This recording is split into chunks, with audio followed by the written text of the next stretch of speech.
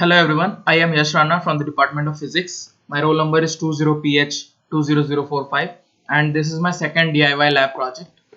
Here I have made one ultrasonic distance sensor using components from the Tinkercad software. This is a simulation. Okay, so first I will go through the components, then I will go through the connections, and then I will ultimately explain the code. Okay, so let's go through the components once. So this is the list of components that I used. One Arduino Uno R3, one red LED, one green LED, one blue LED, three 220 ohm resistors, and the main component, one ultrasonic distance sensor. So these are the components. Now I'll just go through the connections. So as you can see, this is the whole circuit. Here the 5-volt terminal is connected to the positive here in the breadboard, and the ground is connected to the negative. This actually completes the whole circuit. So here are some intricate connections that makes the circuit actually work. This is the ultrasonic distance sensor, the main component.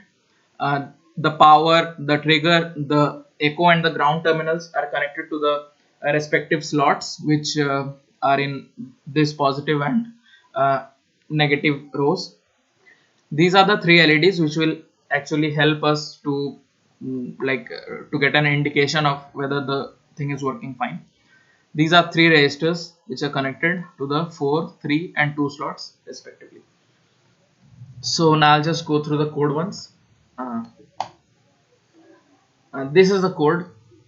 So let me just explain this. First of all, there are three variables initialized to 0, that is distance threshold, centimeter and inches.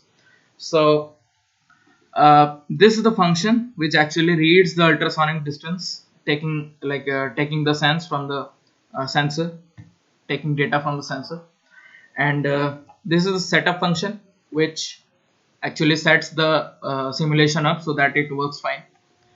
This is the main function, the loop function. Here I have used if blocks in order to determine the distances, and this actually works pretty fine. Here I have also used some conversion for converting inches to centimeter and back. Okay, uh, converting centimeter to inches, and these are the print functions which should be clear. After this, this delay 100 function actually delays the whole process for 100 milliseconds before continuing to the next iteration. So now I will just run it to show that it is working fine. So this is a serial monitor or the output console. I'll just start the simulation. So as you can see, the output is showing fine. The test distance, which is 113 centimeter, it translates to 44 inches.